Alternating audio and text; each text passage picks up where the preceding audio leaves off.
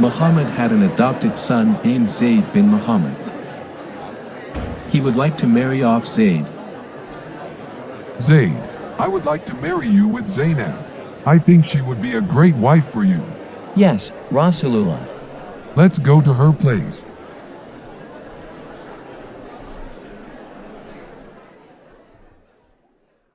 Zainab, I want you to marry Zaid. What? He used to be your slave. I thought you want to propose me. No, no way. I don't want to marry him. He was a slave and I have a higher social status than him. You have to marry Zaid. Oh Rasulullah, do you really want to tell me what to do? If I already decide something for you, then you need to obey. Quran, Surah Al-Ahzab, verse 36 says, "It is not for a believing man or a believing woman, when Allah and His Messenger have decided a matter, that they should have any choice about their affair. And whoever disobeys Allah and His Messenger has certainly strayed into clear error." Okay, I will marry Zaid. Muhammad then held a wedding ceremony for Zaid and Zainab. One day, Muhammad tried to find Zaid in his house.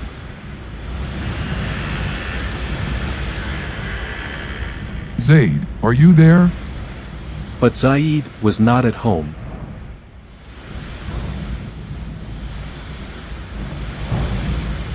As the wind blew the curtain aside, Prophet Muhammad saw Zainab naked in her chamber.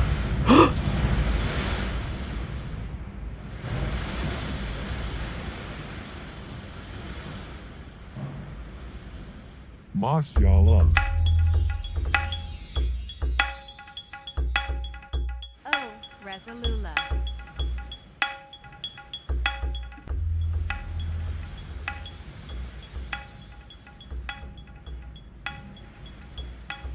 Zainab quickly put on her clothes, then she went out to meet Prophet Muhammad. Come in, O Prophet of God, for you are as my father and my mother to me. Bless him who changed one's heart.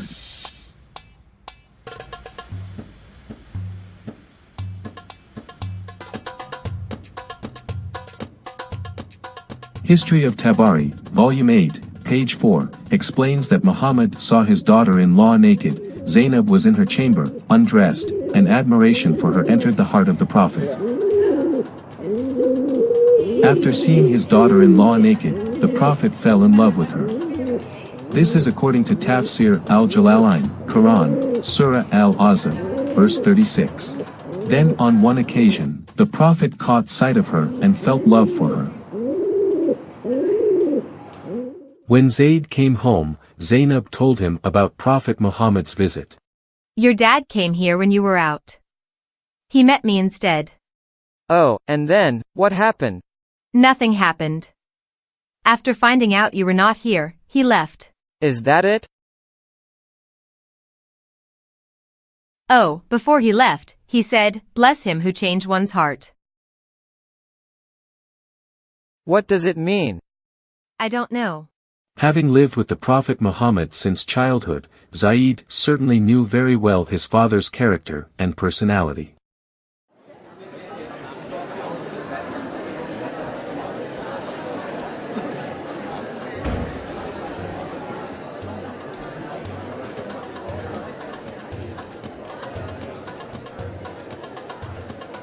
It was difficult for Muhammad to hide his feelings toward his daughter-in-law.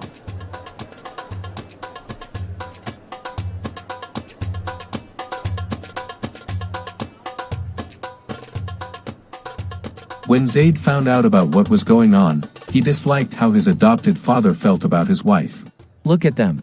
I can tell there's something going on between them. It's obvious, isn't it? How outrageous. Things got worse for Zaid when Allah punished him whenever he wanted to approach his wife.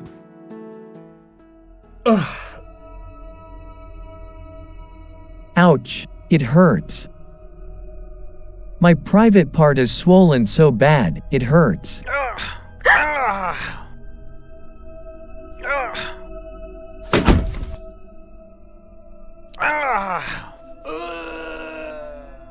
Whenever I tried to approach my wife, my private part was swollen.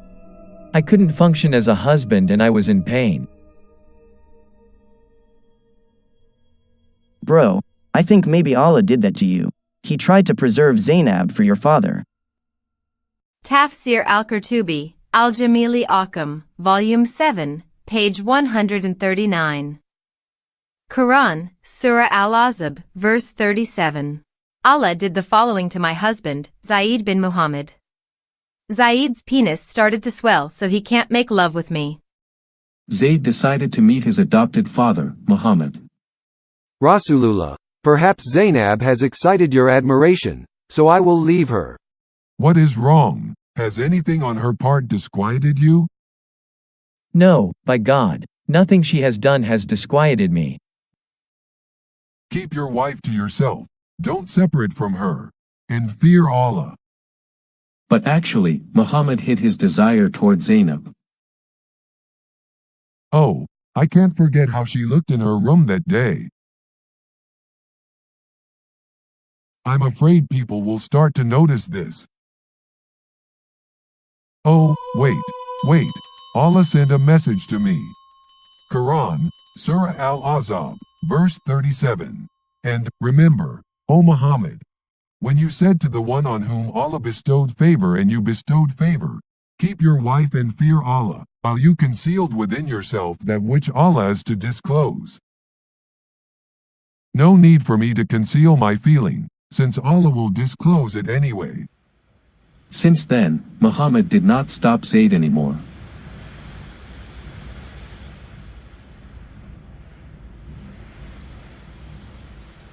I will divorce Zainab so you can marry her. As you wish. A decent man would certainly feel very humiliated by such an inappropriate offer. But it seems that the Prophet had his own moral standards. People start talking about Muhammad's plan to marry Zainab. How come he could marry his daughter-in-law? In the Quran, Surah Al-Azab, verse 36, Allah forced Zainab to marry Zaid. But just one verse later, Allah married Muhammad to Zainab. Why is Allah more concerned with fulfilling the Prophet's sexual desires than anything else? Allah allows me to marry Zainab, since Zaid wasn't my real son. So when Zaid had no longer any need for her, we married her to you in order that there not be upon the believers any discomfort concerning the wives of their adopted sons when they no longer have need of them. And ever as the command of Allah accomplished. With Quran, Surah Al-Azab, verse 37, Muhammad banned adoption in Islam. We cannot adopt orphans anymore. How on earth God would abolish the noble practice of adoption? To show that Zaid is not his real son and it is legal for Muhammad to marry his daughter-in-law. Wow, the excuse is worse than the offense. Who would like to follow the Prophet's moral example? Develop wrong desires for your son's wife? Aren't we all want to our sons to have Sakina, Mawadda, and Rama marriages? This is one of Rasulullah's many privileges. Not for you, but for the Prophet only. Tafsir al-Qurtubi, Quran, Surah Al-Azab, verse 50. If Prophet Muhammad looks at a woman and desires her, then it is necessary for her husband to divorce her so that he can marry her. That is his right from God.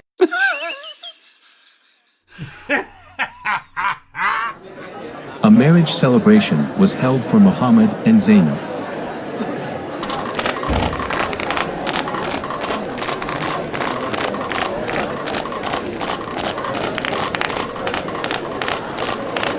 Everybody was happy except Zaid. I lost my beloved wife. What's more, I'm not the Prophet's adopted son anymore. In the past, people called me Zaid bin Muhammad, but now they call me Zaid bin Haritha. How can I be happy in a situation like this? Up to late at night, guests still did not want to leave Prophet Muhammad's house. The Prophet left the room to give a hint that it was time for the guests to leave. After a while, most people left Muhammad's house. But 3 people still remained. These people are still here. Why didn't they leave? Don't they know that we want to be alone? The Prophet showed displeasure with them. Look. He tried to show us that we should leave. Why not telling us directly? Maybe he needs Allah's help to get rid of his guests.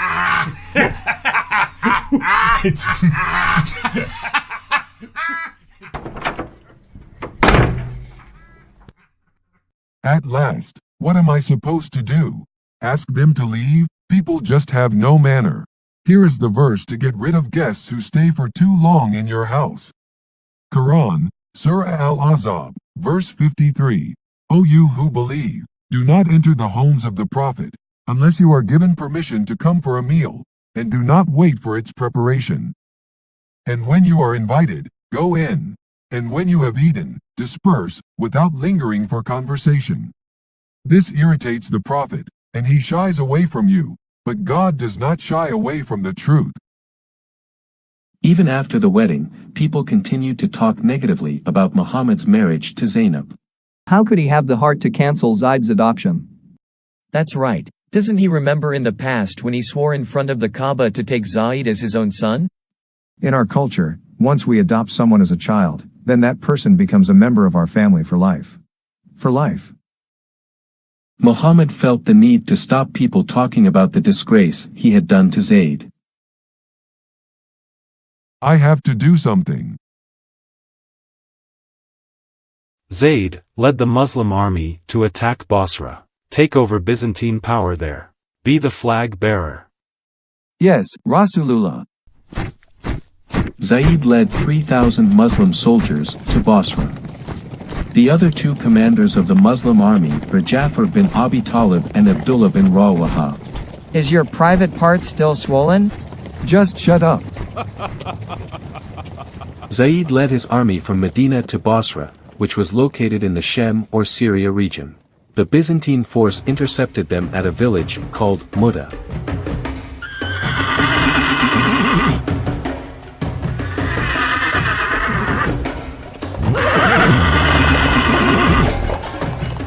Oh, they're already waiting for us. Retreat! Retreat!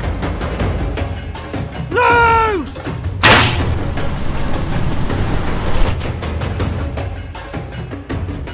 The two Muslim commanders, Ja'far bin Abi Talib and Abdullah bin Rawaha, died in the battle.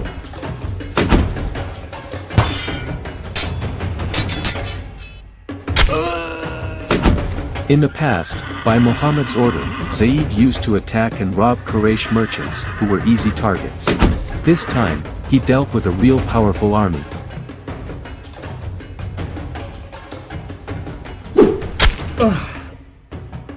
Zaid finally died.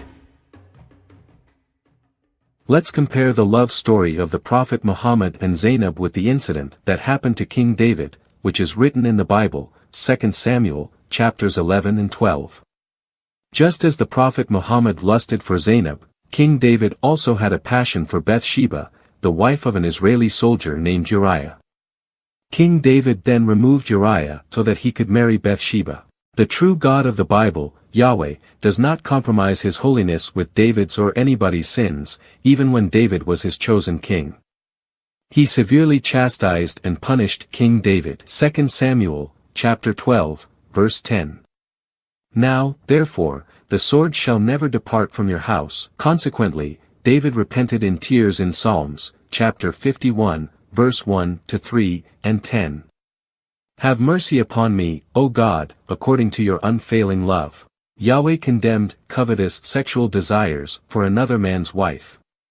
Matthew, chapter 5, verse 27 and 28. Exodus, chapter 20, verse 17.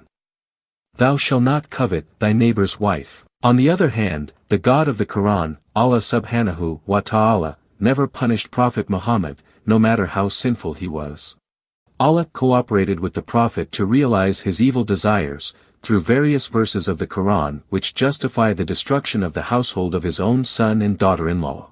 Quran, Surah Al-Ahzab, verse 37 and 38. Al-Sirah Al-Halabiyah, Volume 3, page 377. If Muhammad lusted after a married woman, it became a must for her husband to divorce her for him. Tabari, Volume 9, page 134. Muhammad took Zainab, but Allah did not find any fault in the relationship and ordered the marriage. Allah even claims to manifest the lust of adultery in the hearts of men in Sahih Muslim, book number 33, hadith number 6422. Allah fixed the very portion of adultery which a man will indulge in. There would be no escape from it. Shortly after the marriage between Muhammad and Zainab, Allah went on to totally abolish the practice of adoption with Quran, Surah Al-Ahzab, verse 4 and 5. It is clear that the reason to abolish the noble moral act of adoption is to protect Muhammad from the accusation of his contemporaries. Some Muslims argue that adopted children are not biological children so that the Prophet Muhammad may marry his adopted son's wife. This is a weak excuse because legally and ethically, he was still considered a son in a civilized world. Had not Muhammad sworn before the people of Quraysh, in front of the Kaaba, that Zaid had become his own son? Bear testimony, all ye that are present. Zaid is my son, I will be his heir, and he shall be mine. Muhammad claimed to have excellent moral examples in Quran, Surah Al-Ahzab, verse 21. Indeed, in the Messenger of Allah you have an excellent example for whoever has hope in Allah and the Last Day. Is there any sane Muslim who would want to follow the example of the Prophet in marrying his own son's wife?